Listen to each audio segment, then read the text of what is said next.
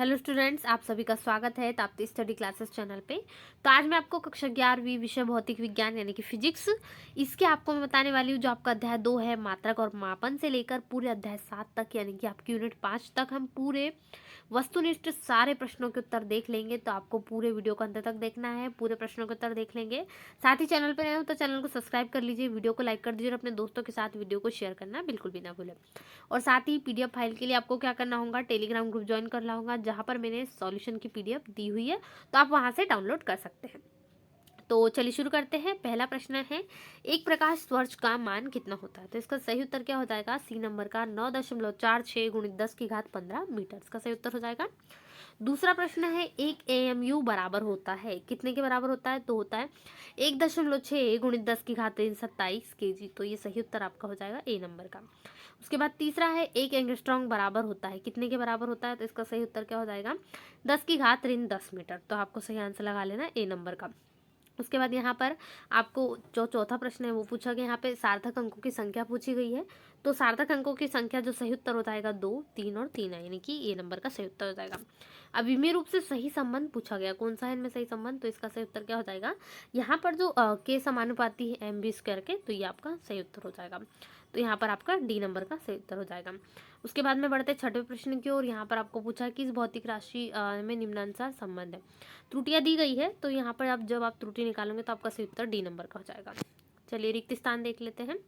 रिक्त स्थान में पहला प्रश्न है, किसी 1 सेंटीमीटर भुजा वाले घन का आयतन आपको यहाँ पर पूछा गया।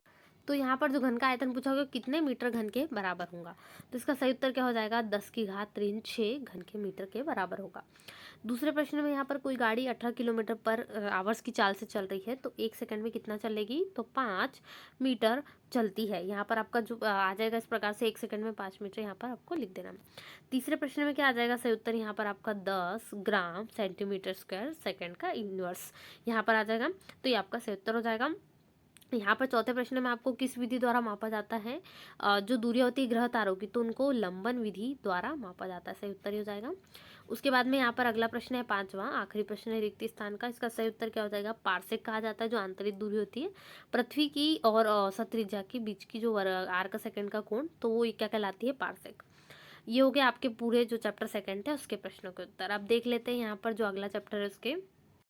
तो जो अब आपकी यूनिट सेकंड है यानी कि चैप्टर 3 और 4, सरल रेखा और में गति और साथ ही समतल में गति, इसके देख लेते हैं सारे वस्तुनिष्ठ प्रश्नों के उत्तर यहाँ पर आपको बताने वाली हूँ। और साथ ही सभी यूनिट्स के मैंने क्वेश्चन आंसर अपलोड कर दिए है, पूरे आंसर्स अपलोड है। बहुत सारे ऑब्जेक्ट नहीं बन रहे थे, इसलिए मैं पूरा ऑब्जेक्टिव यहाँ पर आपको एक साथ देने वाली हूँ। और साथ ही क्वेश्चन आंसर अपलोड है, और आपने अभी तक क्वेश्चन आंसर्स को नहीं कंप्लीट करे तो फटाफट करिए, क्योंकि मैंने सबसे पहले जो आंसर्स बड़े बड़े थे उनको सबसे पहले करवा दिए थे, तो वो बहुत सारे वीडियोस पे कंप्लीट है, प्लेलिस्ट में जाके चेक कर सकते हैं।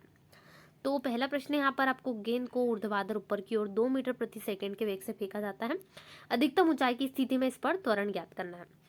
तो इसका सही उत्तर क्या होगा? 9.8 मीटर प्रति सेकंड का स्क्वायर।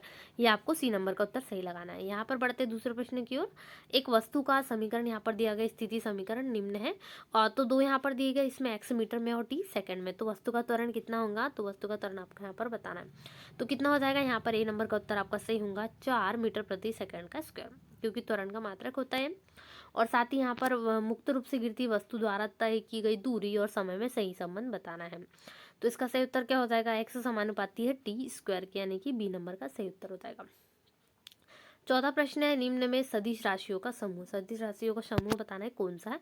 तो त्वरण, क्षेत्रफल और संवेग, ये क्या है आपका? बिल्कुल सही उत्तर है बी नंबर का, आपको ये लगाना है।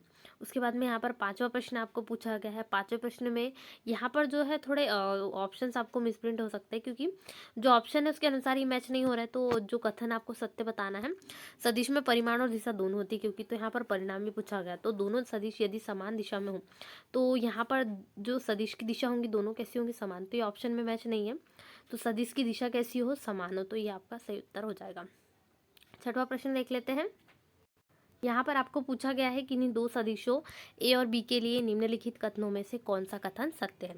इसका सही उत्तर क्या? कोई भी कथन सत्य नहीं है, तो उपरोक्त में से कोई नहीं, सही उत्तर हो जाएगा। सातवां नंबर का प्रश्न है, ए और बी के मध्य थीटा कोण हो तो परिणामी सदिश का परिमाण क्या होगा? तो आपको सही उत्तर बताना है यहाँ पर, तो सातवें का सी ऑप्शन बिल्कुल सही हो जाएगा। √a² + b² + 2ab cos theta सही उत्तर होगा। आठवां प्रश्न है अधिकतम दूरी तक प्रक्षेपित कोण का मान ज्ञात करना, प्रक्षेप्य कोण का। तो इसका सही उत्तर क्या हो जाएगा 45 डिग्री। यहाँ पर अगला प्रश्न है 90 नंबर का, निम्न में से किन कोण के जोड़े के लिए क्षैतिज परास समान रहेगा। तो क्षैतिज परास के लिए जोड़ों के लिए जब भी आता है तो बस आपका टोटल कितना आना चाहिए, यहाँ पे x + y = 90। मतलब ये जो दो जोड़े हैं इनका योग यदि 90 है तो बिल्कुल सही होगा। तो आप यहाँ पर देख सकते हैं बी नंबर में जो आप जोड़ेंगे तो 40 + 50 कितना होता है 90, तो सही उत्तर आपका ये हो जाएगा। उसके बाद बढ़ते हैं 10वां, अदिश राशि वह है जो क्या होती है, विमाहीन होती है। तो सी नंबर का सही उत्तर हो जाएगा। तो ये हो गए हमारे एल यूनिट के। अब देखते हैं अगले इसके। तो अब जो चैप्टर 5 है यहाँ पर आपको पूछा गया है, सबसे पहला क्वेश्चन है वस्तुनिष्ठ प्रश्न में पूछा गया है समतल सड़क पर किसी कार का वेग एक समान बनाए रखने के लिए क्या आवश्यक है। तो इसका सही उत्तर क्या हो जाएगा, जो नेट बल है उसके अनुसार नेट बल गति की दिशा में आवश्यक है। तो सबसे पहला ए नंबर का बिल्कुल सही उत्तर हो जाएगा। तो दूसरा प्रश्न यहाँ पर पूछा है मशीनों आदि में बाल बेयरिंग का उपयोग किया जाता है, क्यों किया जाता है, क्योंकि इसके उपयोग से क्या होता है सर्पी घर्षण लोटनी घर्षण में बदल जाता है, जो कि अपेक्षाकृत कम होता है। तो ये डी नंबर का आपका सही उत्तर हो जाएगा। तीसरा प्रश्न है यहाँ पर आपको पूछा है 1 किलोग्राम के पत्थर को 1 मीटर लंबे धागे से बांधकर क्षैतिज तल में 1 मीटर प्रति सेकंड के एक समान रेखीय वेग से वृत्तीय मार्ग में घुमाया जाता है, धागे में तनाव होगा। कितना तनाव होगा, तो 1 न्यूटन का तनाव आ जाएगा इसमें। इसका सही उत्तर क्या होगा, ए नंबर का, क्योंकि हम 1 किलोग्राम के पत्थर को ले रहे हैं और 1 मीटर है, सब कुछ वन है, तो यहाँ पर 1 न्यूटन का परिवर्तन जो धागे में तनाव आएगा। यहाँ पर चौथा प्रश्न, एक समान चाल से वृत्ति गति करती किसी पिंड की गति कैसी होंगी। तो क्या होंगी, इसका सही उत्तर सी नंबर का हो जाएगा, एक समान वेग से गति है, तो एक समान वेग से ही गति करेगा लगातार पिंड। पांचवा प्रश्न है बाह्य बल की उपस्थिति में किसी निकाय का संवेग कैसा रहता है। जब बाह्य बल की बात करें तो नियत रहता है, तो यहाँ पर आपका सही उत्तर क्या हो जाएगा, जो संवेग रहता है वो नियत रहता है। यहाँ पर उसके बाद में रिक्त स्थानों की पूर्ति आ गई, तो अब रिक्त स्थानों की पूर्ति देख लेते हैं। यहाँ पर आपको 5 रिक्त स्थानों की पूर्ति के मान पूछे गए। तो सबसे पहला तो ये कि यदि किसी निकाय पर बाह्य आरोपित बल ना हो, तो यह भी हमने देखा उसका संवेग कैसा रहेगा, नियत। तो पहला ये भी आपने आखिरी ऑब्जेक्टिव में देख लिया, तो संवेग नियत रहता है। दूसरा है चरम स्थितिक घर्षण का मान गतिक घर्षण से क्या होता है, अधिक या कम, तो अधिक होता है। जो स्थितिक घर्षण है उसका मान जो होता है वो घर्षण गतिक घर्षण से बहुत ज़्यादा होता है, यानी अधिक होता है। थर्ड है आपको यहाँ पर पूछा गया है वृत्तीय गति के लिए कौन सा बल आवश्यक है। तो वृत्तीय गति के लिए अभिकेंद्रीय बल आवश्यक है, इसके लिए व्यंजक भी उत्पन्न होता है। वृत्तीय गति करते हुए अभिकेंद्रीय बल के लिए व्यंजक उत्पन्न करो, क्वेश्चन बहुत बार पूछा जाता है, तो अभिकेंद्रीय बल आवश्यक है। अब अगला प्रश्न में यहाँ पर पूछा गया है समतल सड़क पर कार की वृत्तीय गति के लिए आवश्यक अभिकेंद्रीय बल किसके द्वारा प्राप्त होता है, तो घर्षण बल द्वारा प्राप्त होता है। तो यहाँ पर क्या लिख लेना है आपको, घर्षण बल, चौथे का आंसर हो जाएगा। पांचवा प्रश्न है घर्षण बल संपर्क सतह के किस पर कार्य करता है, अनुदिश या लंबवत। तो इसका सही उत्तर क्या हो जाएगा, अनुदिश, अनुदिश कार्य करता है। तो ये आपके चैप्टर 5 के हो गए। उसके बाद अगले चैप्टर के देख लेते हैं। इसके सॉल्यूशन मैंने अपलोड कर दिए है पहले ही, संवेग संरक्षण, इस सभी प्रश्नों के उत्तर आपको मिल जाएंगे, प्लेलिस्ट चेक कीजिए फटाफट, और उसमें आपको चैप्टर 5 के प्रश्नों के उत्तर पूरे मिल जाएंगे। तो आपको वो वीडियो देख लेना है फटाफट, और ऑब्जेक्टिव को भी आप नोट कर लेना है। तो जैसा कि मैंने बोला था आपको ऑब्जेक्टिव सारे मिल जाएंगे, आपको टेंशन नहीं लेना है, इसलिए मैं अब आपको सारे ऑब्जेक्टिव प्रोवाइड करा रही हूँ। तो अब जो आपका यूनिट 4 है, यहाँ पर यूनिट 4 हम देख रहे हैं। हम चूंकि यूनिट 5 तक देखने वाले हैं, तो यूनिट 4 हम देख रहे हैं। यहाँ पर अध्याय 6 यानी कि चैप्टर 6 आ गया, कार्य ऊर्जा और शक्ति। इसमें से आपको वस्तुनिष्ठ पूछे गए हैं, एक तो रिक्त स्थान, और साथ ही यहाँ पर कुछ वस्तुनिष्ठ सही विकल्प संबंधित प्रश्न भी पूछे गए। तो ये सारे प्रश्नों के उत्तर मैं बताऊंगी, तो फटाफट वीडियो को लाइक कर दीजिए। चैनल पर नहीं और आपने अभी तक चैनल सब्सक्राइब नहीं करा तो चैनल को जरूर सब्सक्राइब करें। साथ ही मैंने यहाँ पर पीडीएफ का सॉल्यूशन जो है वो दे दिया है टेलीग्राम ग्रुप पे, तो टेलीग्राम ग्रुप भी ज्वाइन कर ले, उससे पीडीएफ आपको मिल जाएगी आसानी से। सॉल्यूशन की पीडीएफ आप डाउनलोड कर सकते हैं टेलीग्राम से और आसानी से उसको नोट कर सकते हैं। पहला प्रश्न है किसी वस्तु पर किया गया कार्य उसकी किस में परिवर्तन के बराबर होता है। तो पहले प्रश्न का सही उत्तर क्या हो जाएगा, गतिज ऊर्जा में परिवर्तन के बराबर होता है। तो पहले प्रश्न का सही उत्तर क्या हो जाएगा, गतिज ऊर्जा। दूसरा प्रश्न है घर्षण द्वारा किया गया कार्य क्या ऐसा होता है, तो गति विरोधी होता है। जो घर्षण कार्य करता है वो गति विरोधी कार्य करता है, तो यहाँ सही उत्तर ये हो जाएगा।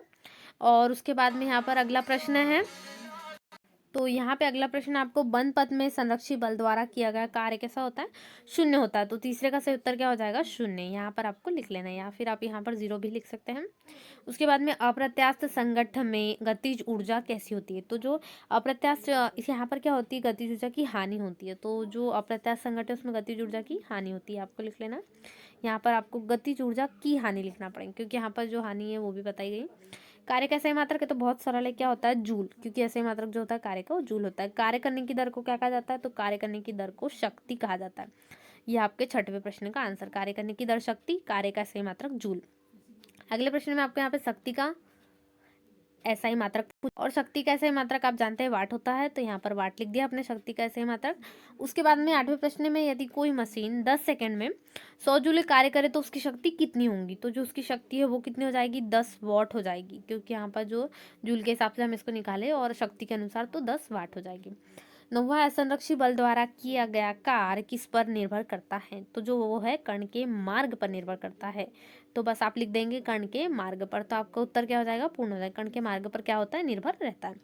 उसके बाद यहाँ पर 10वां प्रश्न है, दृढ़ स्प्रिंग का स्प्रिंग नियतांक मृदु स्प्रिंग के नियतांक से कैसा होता है, अधिक होता है। तो जो यहाँ पर आपका सही उत्तर क्या आ जाएगा, अधिक यहाँ पर होता है, क्योंकि स्प्रिंग का नियतांक होता है। चलिए प्रश्न क्रमांक 2 है, ये भी वस्तुनिष्ठ प्रश्न है। तो यहाँ पर आपको वस्तुनिष्ठ प्रश्न में पहला प्रश्न है, यदि f बराबर इसे 3i + 4j + 5k तथा विस्थापन d दिया है 5i 4j - 3k हो, तो कार्य क्या होगा, तो कार्य क्या होगा, 16 यूनिट होगा। इसका सही उत्तर बी नंबर का हो जाएगा। उसके बाद में दूसरा प्रश्न है, निम्नलिखित में से ऊर्जा का मात्रक नहीं है। ये सारे जो आप देख रहे हैं तीनों ए और बी और सी, ये तीनों ऊर्जा के मात्रक है, तो बचा क्या, वाट, जो कि क्या है, ऊर्जा का मात्रक नहीं है। सारे हम जूल, अर्ग, इलेक्ट्रॉन, वोल्ट, ये सारे मात्रक है ऊर्जा के। तीसरे प्रश्न में किसी निकाय की स्थितिज ऊर्जा बढ़ेगी यदि क्या हो, यहाँ पर आपको बताना है। तो सबसे पहले आपको देखना होगा जो निकाय की स्थितिज ऊर्जा होती है कब होती है, संरक्षी बल के विरुद्ध। तो कब बढ़ेगी, जब उसका संरक्षी बल के विरुद्ध हो क्या करे, कार्य करे। तो यहाँ पर आपका सही उत्तर क्या हो जाएगा, सी नंबर का। उसके बाद यहाँ पर बढ़ते हैं चौथे प्रश्न की ओर। यहाँ पर आपको पूछा गया अप्रत्यास्थ संगठन में संरक्षित रहता है, ये क्वेश्चन बहुत बार रिपीट हो चुका है। संवेग क्या रहता है, यहाँ पर संरक्षित रहता है, ये आपको और पहले भी आ चुका है, इसको भी ध्यान देना है। उसके बाद है, जब कोई संरक्षी बल किसी वस्तु पर धनात्मक करता है, धनात्मक कार्य करता है मतलब, तो उसकी स्थितिज ऊर्जा होंगी, तो कैसी होंगी यहाँ पर आपको बताना है। तो क्या होता है स्थितिज ऊर्जा, परिवर्तन कैसा होता है, वो घटते जाती है लगातार। तो यहाँ पर आपका क्या रहेगा, ए नंबर का सही उत्तर। 6वां प्रश्न है, यहाँ पर आपको पूछा, एक व्यक्ति किसी वस्तु को निम्नानुसार मार्ग से ए से बी तक पहुँचाता है। ये मार्ग हो गया ए से बी तक पहुँचाने का, यहाँ पर इस प्रकार से मार्ग दिया गया, इस प्रकार से आपको यहाँ पर 3 स्थितियाँ दी गई हैं। तो किसी स्थिति में कार्य को ज़्यादा करना होगा, तो यहाँ पर आपको नोट करना है। यहाँ पर इस प्रकार से आप कैसे बताओगे कि किस स्थिति में कार्य को ज़्यादा करना है, ये आपको बताना है। तो देखा जाए तो यहाँ पर आपको सभी स्थितियाँ कैसी लग रही है, समान, सभी में इसी प्रकार से कार्य हो रहा है, तो डी का क्या लिख देंगे आप, सभी स्थिति में समान कार्य होगा यानी कि लगेगा। उसके बाद अगले यूनिट देख लेते हैं। तो अब जो यूनिट 5 है उसके देख लेते हैं, यानी कि अध्याय 7 आ रहा है इसमें।